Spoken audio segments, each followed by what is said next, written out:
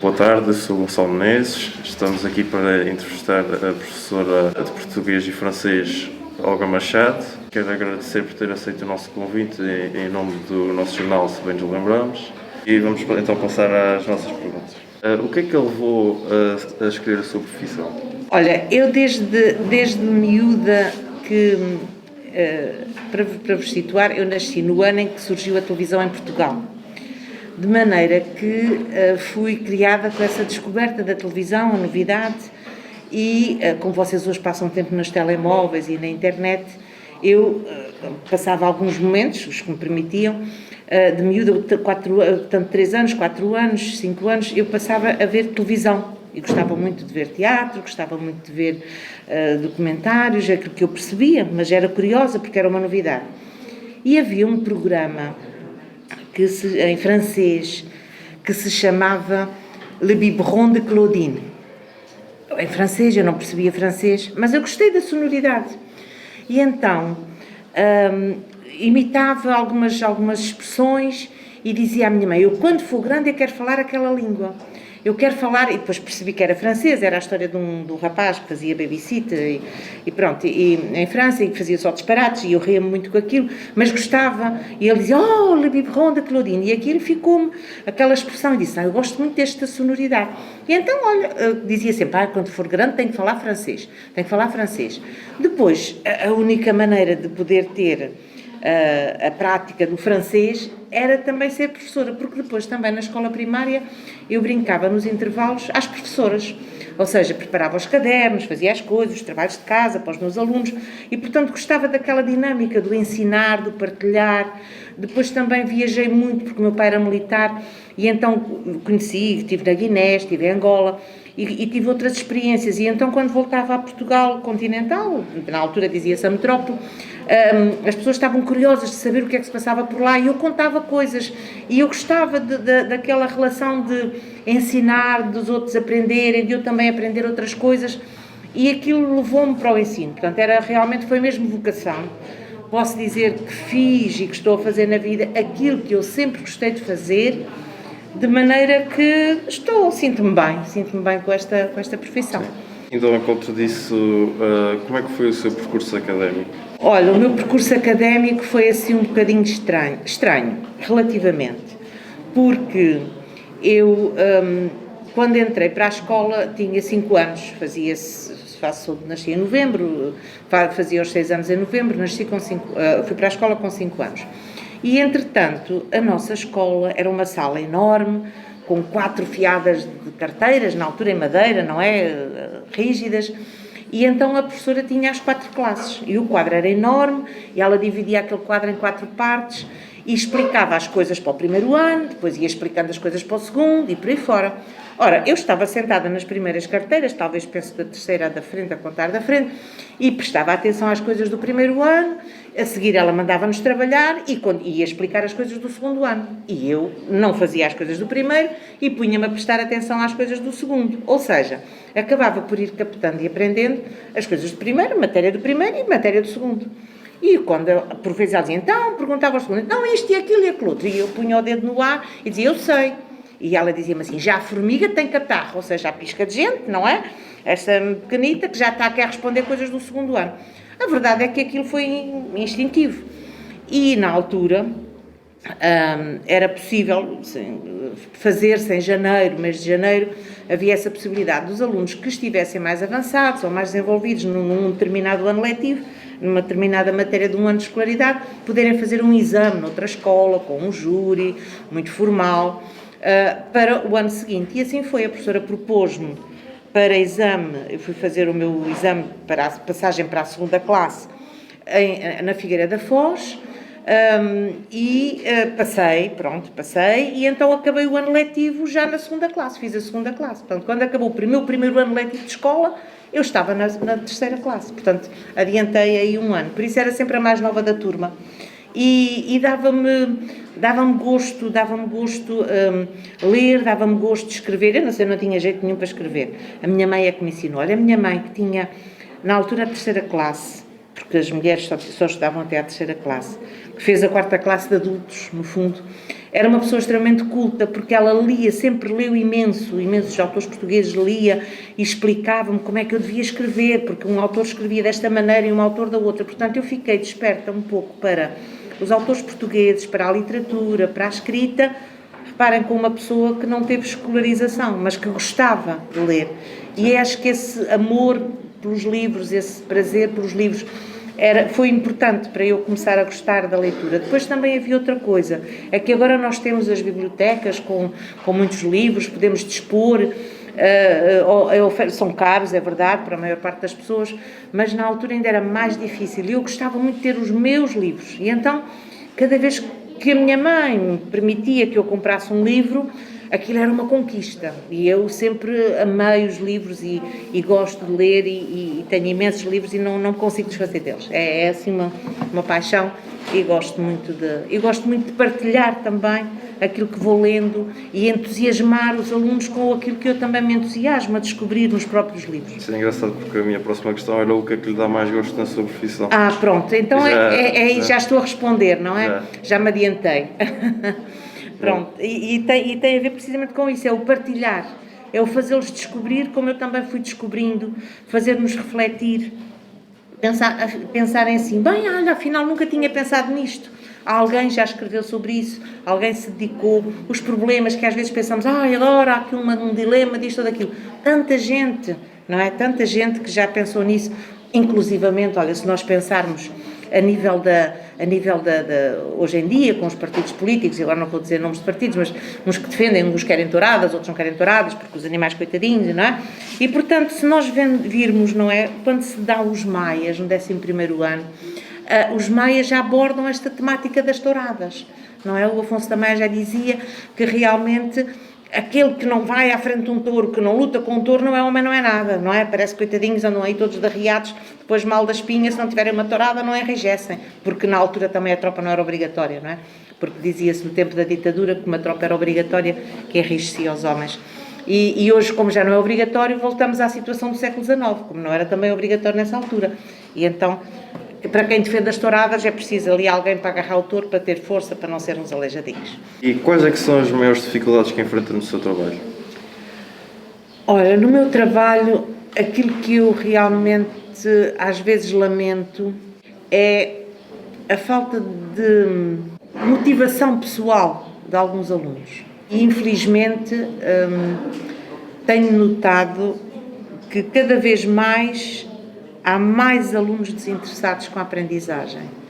Eu já tenho 43 anos de serviço feitos e noto, e há uma grande diferença, vocês imaginam, 43 anos, o que é que já não mudou, sim, o que é que já não evoluiu, exatamente, de pais, de filhos, não digo de netos, mas quase, ou de irmãos mais novos. E efetivamente eu vejo que cada vez menos há esse empenho. É verdade que há alunos que nós encontramos e que são sempre interessados e dedicados e motivados, e isso dá outra dinâmica, pelo menos a mim enquanto professora, dá-me outra dinâmica, porque são mais curiosos, eu trago-lhes mais coisas, há um interesse, há uma descoberta conjunta, há a satisfação de contribuir para o conhecimento, para a informação desses alunos, porque podemos dizer, hoje em dia há tanta coisa, há internet, há livros, há isto, há aquilo. Está bem, mas se os alunos, se as pessoas não tiverem a curiosidade de aprender, pode lá estar tudo, mas ninguém vai ver nada. E então, esse interesse, esse empenho, é alguma coisa que me deixa satisfeita, que me deixa vontade de dia a dia vir para a escola, de dia a dia continuar e pensar o que é que eu lhes vou dar a descobrir, o que é que eles vão ter que perceber, o que é que eu vou levar para os interessar cada vez mais. E isso é desafiante, isso é muito positivo, é muito bom, e felizmente em todos estes anos eu tenho tido sempre, se não é uma turma, é um ou outro aluno, mas há sempre alguém que me motiva, que me espicaça, digamos assim. Por outro lado, o menos agradável é quando nós realmente temos alunos que qualquer coisa que se faça, como nós dizemos às vezes, nem que seja fazer o pino, não é? Tudo que possa ser mais motivador, nada lhes interessa, nada os motiva, nada os satisfaz. E dessa forma também desmotiva o próprio professor. E dessa professor. forma desmotiva o próprio professor, muitas vezes é isso. Qual é que foi o impacto do avanço tecnológico na sua profissão? Olha, eu acho que tive uma boa adesão à tecnologia, porque não me senti nada ultrapassada. Não sou nenhuma expert, mas faço tudo aquilo que é necessário fazer.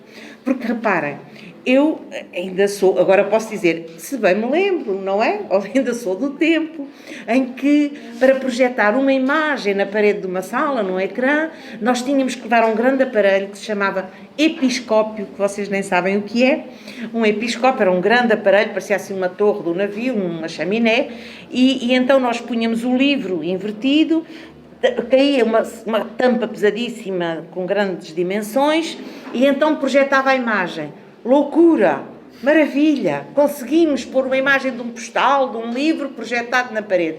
Acreditem que eu estava na universidade a estudar quando isso apareceu, portanto, e tive uma disciplina na altura que eram as tecnologias da época. Como trabalhar bem com uma máquina fotográfica. Como saber as potencialidades da máquina fotográfica, como trabalhar com o episcópio, como de compreender, está tudo ultrapassadíssimo, mas faz parte da história, da nossa vida também. Claro que depois foram surgindo outras coisas, depois o retroprojetor, que está aquele problema pesadíssimo, para as salas. Os primeiros testes, quando surgiu a fotocópia, vocês não sabem a revolução que foi, porque era num stencil. Era num stencil, ou seja, um papel com um químico, e nós tínhamos que bater à máquina, não é? Tive que aprender, como hoje temos o teclado de computador, na altura era a máquina, fazer as margens, tudo manual, não nos podíamos enganar, e a verdade é que aquilo era assim uma coisa importante. Mas depois veio outra modernidade, que foi o stencil poder ser escrito à mão. Então nós com uma caneta de bico fininho escrevíamos à mão no stencil. Que avanço que foi! Entusiasmadíssimos. Quando surge a fotocópia, maravilha, nós achávamos que tínhamos chegado ao topo, não é? E hoje já temos outras coisas, que nem vale a pena enumerar, que todos nós conhecemos, e realmente eu fui sempre acompanhando, e sempre me entusiasmei, e sempre defendi, e sempre utilizei as modernidades que foram surgindo ao longo da minha carreira. E, a seu ver, de que forma é que isso afetou os alunos ao longo das gerações? Em termos da modernização dos meios, pois, afetou porque à partida os alunos também têm tido, ao longo dos anos, podemos dizer, a vida um pouquinho facilitada, porque os meios vão estando mais ao dispor de todos, não é? E, portanto, têm mais acesso a meios de informação e a mais... Quando surgiram as fotocópias, eram as fichinhas de trabalho, eram os textos que nós podíamos policopiar, fotocopiar, portanto, os alunos tiveram também, se entusiasmaram porque tinham mais facilidade de acesso às coisas. Mas, por outro lado, agora que há tanto e que nós hoje pensamos, mais que isto já nem pode haver, se calhar já estamos aí no topo, claro que nunca estaremos, mas pronto, temos esta percepção, o interesse é sempre intrínseco, não é por ter mais tecnologia ou mais modernidade que o interesse muda. Claro que os alunos gostam de ver nas aulas alguma coisa, se hoje há os vídeos, se há acesso à internet, ver programas, ver documentários, nós partilhamos, ainda hoje estive a dar aulas com isso, dessa forma, portanto gosto de partilhar, gosto de ver, gosto de mostrar, é mais aquele imediatismo. Há uma dúvida, não sabem o que é isto, não há problema, vamos à internet, vamos ver, projeta-se, vê-se, fala-se e esclarece. E isso é importante, porque colmata de imediato a curiosidade dos alunos e a nossa necessidade também de mostrar o que são as coisas, porque se fosse tudo em físico, não tínhamos tudo à mão. Sim. Para podermos mostrar. E isso facilita e isso entusiasma. Mas pronto, mas é preciso sempre aquela motivação interior, não é? E sobretudo, uma coisa muito importante, os alunos precisam ter objetivos. Eu penso que se todos tiverem objetivos, definirem os seus objetivos, o que é que quer fazer, o que é que quer ser, não precisa ser muito longe, mas ter essas metas para ir chegando, aí o interesse também surge. Às vezes o que falta é a definição de metas. Não há metas definidas e quando não há metas definidas, a motivação também descai, porque não há um motivo para lutar, para chegar àquele lugar, àquele patamar. Mas isso, acho que é a nossa luta de professores. Sim. É sempre, muita coisa mudou, mas a tarefa de professor acaba por ser sempre a mesma. Ainda por cima, com este último ano que, com a pandemia, tivemos que passar completamente para um modelo online. E a professora acha que isso prejudicou ou melhorou o seu trabalho?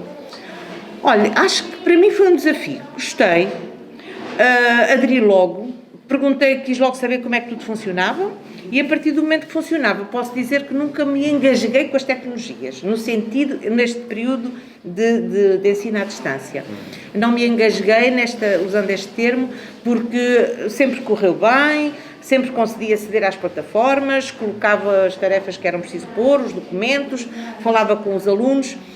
Isso para mim foi ótima experiência, foi mais uma experiência enriquecedora na minha vida, na minha carreira de professora. Só tive pena, foi que alguns alunos, se a aula era de manhã, ainda estavam a dormir, ligavam, tiravam a câmara, desligavam a câmara, depois não respondiam, quer dizer, cá está, não é? Claro que eram as circunstâncias, eram iguais para todos, era o que podia ser.